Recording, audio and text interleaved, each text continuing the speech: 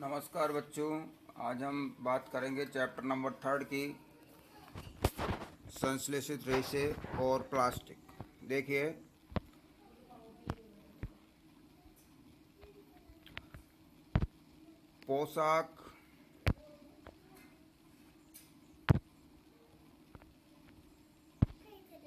पोशाक जिन्हें हम पहनते हैं कपड़े से निर्मित होते हैं। कपड़े प्राकृतिक अथवा कृत्रिम स्रोतों से प्राप्त रेशों से बनाए जाते हैं।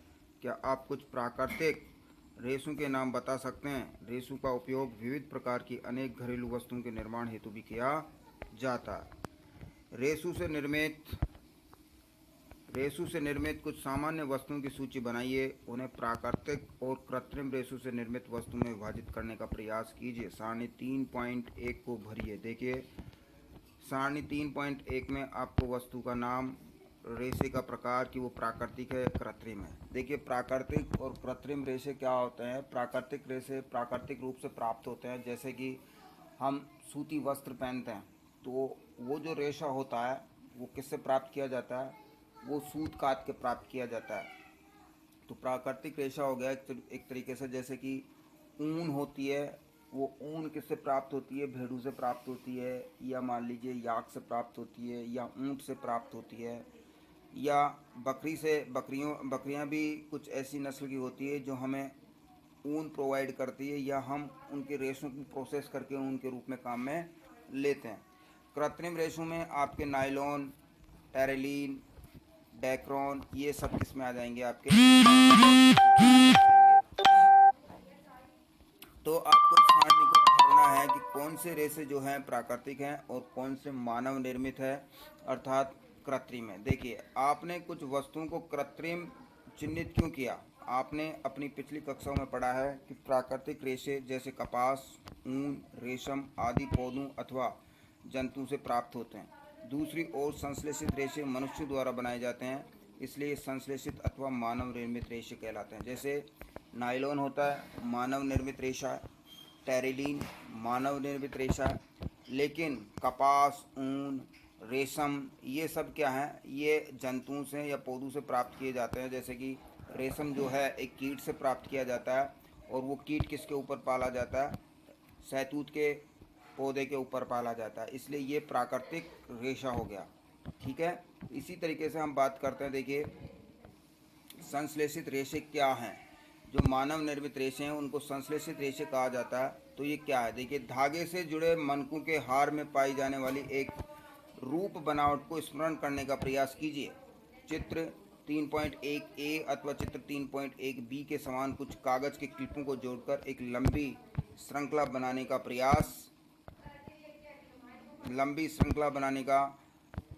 प्रयास कीजिए।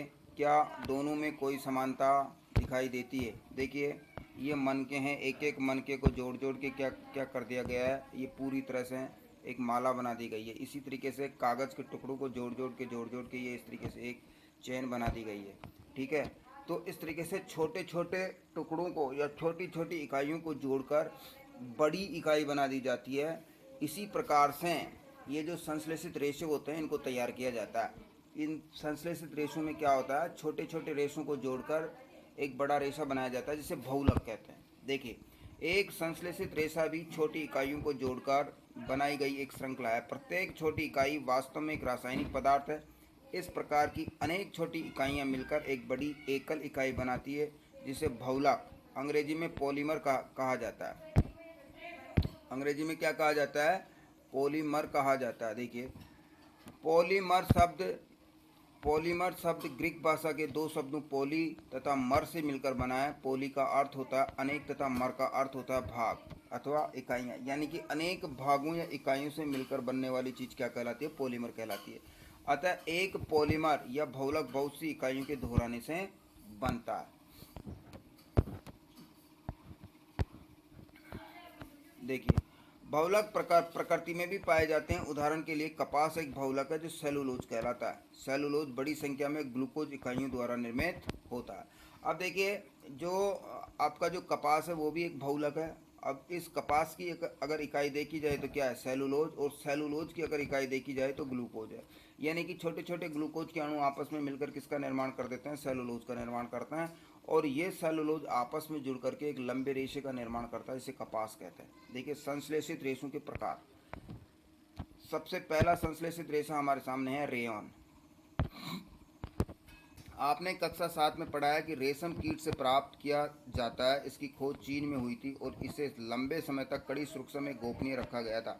रेशम से रेशे प्राप्त कपड़ा रेशम रेशे से प्राप्त कपड़ा बहुत महंगा होता है, परंतु इसकी सुंदर बुनावट ने प्रत्येक व्यक्ति को मोह लिया। रेशम को कृत्रिम रूप से बनाने के प्रयास किए गए। 19वीं शताब्दी में अंतिम छोर पर वैज्ञानिकों को रेशम समान गुणों वाले रेशे प्राप्त करने में सफलता प्राप्त हुई। इस प्रकार का रेशा काष्ठ लुगदी के रासायनिक उपचार से प्राप्त किया गया। ये रेशा रेयान अथवा कृत्रिम रेशम कहलाता है। देखिए आपसे पूछा जाएगा कृत्रिम रेशम किसे कहते हैं, तो रेयान को कृत्रिम रेशम कहते हैं, क्योंकि रेशम जो होता है वो प्राकृतिक रूप से तैयार किया जाता है। किससे मिलता है वो आप पिछली कक्षा में पढ़ चुके हैं कि जो रेशम होता है वो रेशम के कीट से हमें प्राप्त होता है।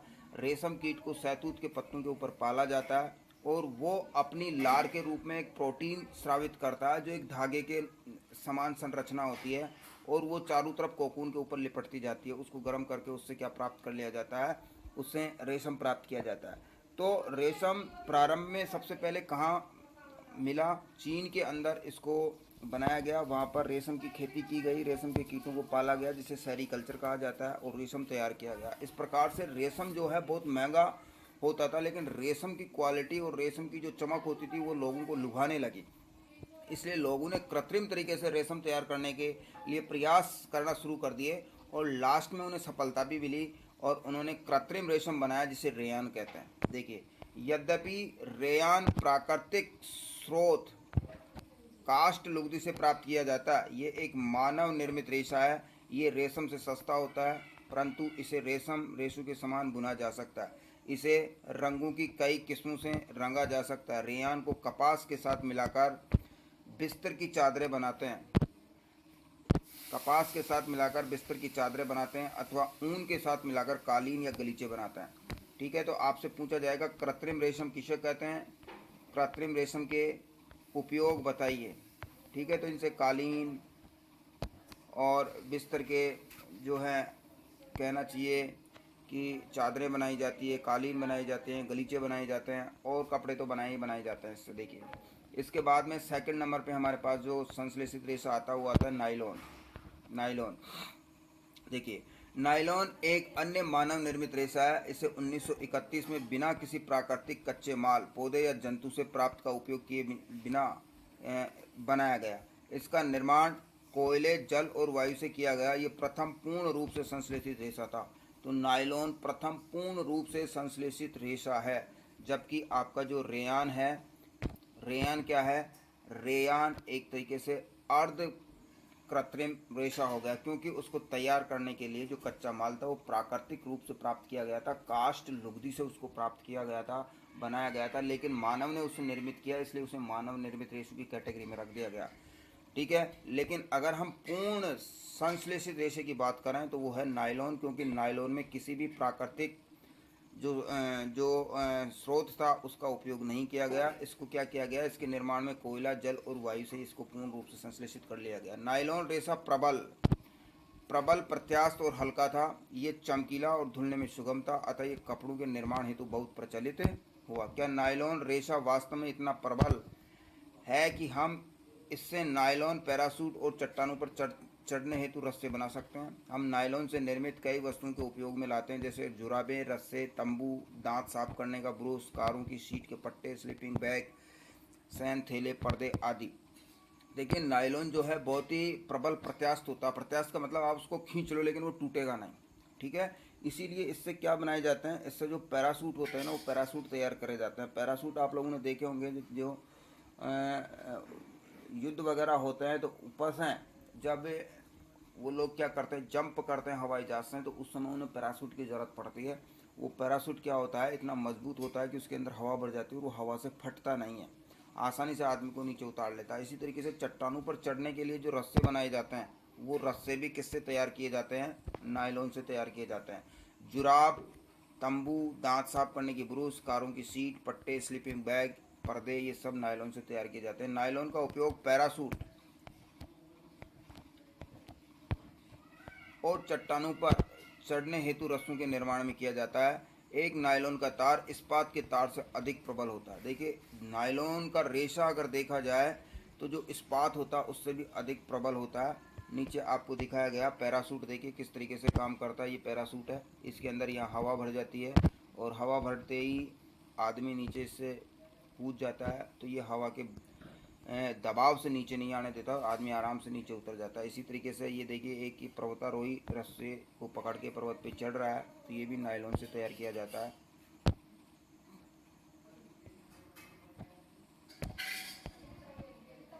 क्रियाकलाप देखिए, एक क्लैंप युक्त लोहे का स्टैंड लीजिए, लगभग 60 सेंटीमीटर लंबा एक सूती धागा लीजिए, इसे क्लैंप से बांध दीजिए जिससे स्वतंत्र रूप से लटक जाए, जैसा चित्र 3.5 में दर्शाया गया। मुक्त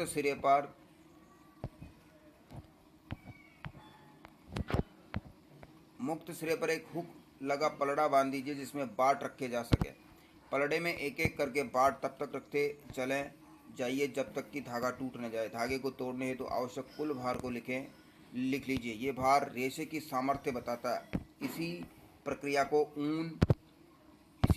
को ऊन, पॉलिस्टर, रेशम और नायलॉन के धागों के साथ दोहराइए। आंकड़ों की सारणी 3.2 में भांति सारणीबद्ध करिए। धागों को उनके बढ़ते सामर्थ्य के क्रम में व्यवस्थित कीजिए। तो देखिए, आप जब ये प्रैक्टिकल करेंगे, इसमें कोई दिक्कत वाली बात नहीं है, आप आसानी से इसको करके देख सकते हैं। कि जैसे मान लीजिए आपने सबसे पहले एक सूती धागा लिया और उसके साथ में आपने क्या किया, 1 किलो का वजन बांध दिया और 1 किलो का वजन बांधते सपोज कीजिए वो टूट गया, ठीक है। उसके बाद आप एक नायलॉन का धागा ले लीजिए, उससे भी 1 किलो का वो बांध दीजिए। हो सकता है वो टूटेगा नहीं क्योंकि वो अधिक प्रत्यास्थ होता है, तो 1 किलो से ज़्यादा वजन उसके साथ बांधना पड़ेगा, तो उसकी जो सामर्थ्य हुई वो सूती से ज़्यादा हो गई। इस तरीके से आप सबकी सामर्थ्य क्या कर लेंगे, चेक कर लेंगे कि किस में ज़्यादा स्ट्रेंथ है। और आपको जो सारणी दी गई है, कपास, ऊन, रेशम और नायलॉन, इन तीनों की सामर्थ्य आप इसके अंदर लिखेंगे कि किसकी सामर्थ्य सबसे ज़्यादा होती है। इसके बाद देखिए, सावधानी, ध्यान रहे कि किसी धागे एक ही लंबाई, एक लगभग एक ही मोटाई के होने चाहिए। मतलब जो आप प्रैक्टिकल कर रहे हो उसके लिए धागे की लंबाई भी समान होनी चाहिए और धागों की मोटाई भी समान होनी चाहिए। इसके बाद में 3rd नंबर पे हमारे पास जो संश्लेषित रेशा आता है वो आता है पॉलीएस्टर और एक्रेलिक। देखिए, पॉलीएस्टर एक संश्लेषित रेशा है। इस रेशे से बने कपड़े में आसानी से सिलवटें नहीं पड़ती, ये सपाट रहता है और सरलतापूर्वक धुल जाता है, अतः यह वस्त्र सामग्री हेतु पर्याप्त उपयोगी पदार्थ है। आपने लोगों को सुंदर पॉलिस्टर कमीजें, अन्य परिधान पहने अवश्य देखा होगा। टेरिलीन एक लोकप्रिय पॉलिस्टर है। टेरिलीन क्या है? पॉलिस्टर है। इसे बहुत महीन रेशों में खींचा जा सकता है जिन्हें फिर किसी भी अन्य तंतु के समान बुना जा सकता है। देखिए, पैट की फुल फॉर्म होती है पॉलीएथिलीन टरथैलेट, एक बहुत सुपरिचित प्रकार का पॉलिस्टर है। इसका उपयोग बोतलें, बर्तन, फिल्म, तार और अन्य बहुत से उपयोगी उत्पादों के निर्माण हेतु किया जाता है। चारों ओर दृष्टि घुमाएं और पॉलिस्टर से निर्मित वस्तुओं की एक सूची बनाइए। देखिए, पॉलीएस्टर का क्या मतलब होता है? पॉली और एस्टर दो चीज़ों से मिलकर बना है। वास्तव में ये एक रसायन है जो एस्टर कहलाता है, की इकाइयों की पुनरावृत्ति से बनता है। यानी कि एस्टर की इकाइयों की पुनरावृत्ति अगर हम बात करें, बार बार उन्हीं इकाइयों को जोड़ा जाए तो एक पॉलीमर बनेगा जिसको हम क्या बोलेंगे, पॉलीएस्टर। क्योंकि ये एस्टर की इकाइयों के जुड़ने से बना है इसलिए इसको पॉलीएस्टर कहते हैं। एस्टर वे रसायन है जो फलों को उनकी गंध प्रदान करते हैं। निर्मित कपड़े पॉलीकॉट, पॉलीवूल, टेरिकोट आदि नामों से बेचे जाते हैं। जैसा कि नाम सुझाते हैं, ये कपड़े 2 प्रकार के रेशों को मिलकर बनाए जाते हैं। पॉलीकॉट पॉलीएस्टर और कपास का मिश्रण है। पॉलीवूल पॉलीएस्टर और ऊन का मिश्रण है। तो आपसे पूछा जाएगा कि पॉलीकोट किस किस से मिलकर बना हुआ है, तो पॉलीकोट पॉलीएस्टर और कपास से मिलकर बना हुआ है, क्योंकि कॉट से कॉटन और पॉली से पॉलीएस्टर। इसी तरीके से पॉली से मतलब पॉलीएस्टर और वूल से मतलब ऊन, तो पॉलीएस्टर और ऊन से मिलकर बना हुआ है। हम सर्दियों में स्वेटर पहनते हैं तथा शॉलें अथवा कंबलों का उपयोग करते हैं। इनमें से बहुत से वास्तव में प्राकृतिक ऊन से निर्मित नहीं होते, यद्यपि वे ऊन के सदृश दिखाई देते हैं। ये अन्य प्रकार के संश्लेषित रेशे से तैयार किए जाते हैं जो एक्रेलिक कहलाता है। प्राकृतिक स्रोतों से प्राप्त ऊन काफ़ी महंगी होती है, जबकि एक्रेलिक में बनी वस्तुएं अपेक्षाकृत सस्ती होती है। ये विविध रंगों में उपलब्ध होती है। संश्लेषित रेशे अधिक टिकाऊ और पहुंच के भीतर होते हैं, जिससे ये प्राकृतिक रेशों की अपेक्षा अधिक लोकप्रिय है। आप पूर्व में प्राकृतिक रेशों को जलाने का क्रियाकलाप कर चुके हैं। क्रियाकलाप 3.6 कक्षा 7। यदि आप संश्लेषित रेशों को जलाने का प्रयास करेंगे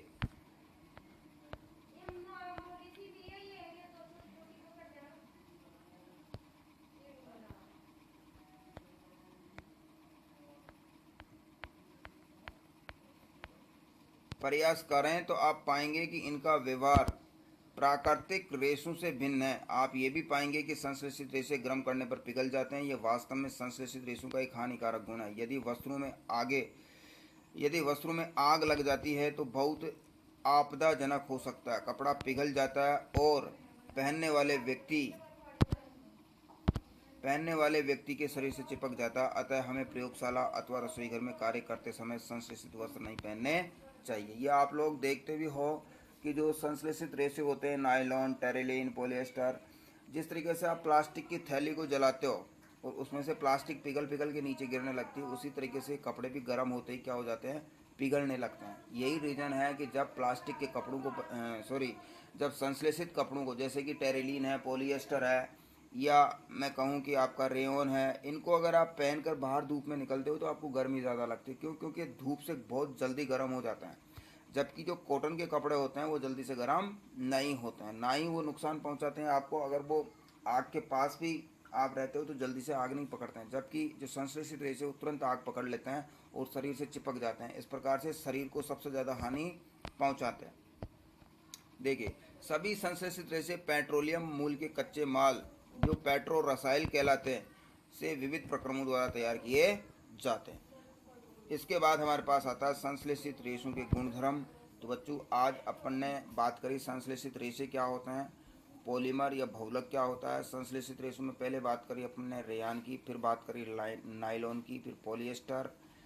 ठीक है, इस तरीके से जितना मैंने आप लोगों को इस वीडियो के अंदर बताया उसको आप एक बार दोबारा से रिपीट करें, उसको दोबारा से पढ़ें, और अगले वीडियो में हम बात करेंगे संश्लेषित रेशों के गुणधर्म के बारे में। ठीक है, इस वीडियो को आप अपने दोस्तों को शेयर करें ताकि ज़्यादा से ज़्यादा लोग इसको देखें। ठीक है, नेक्स्ट वीडियो में मिलते हैं।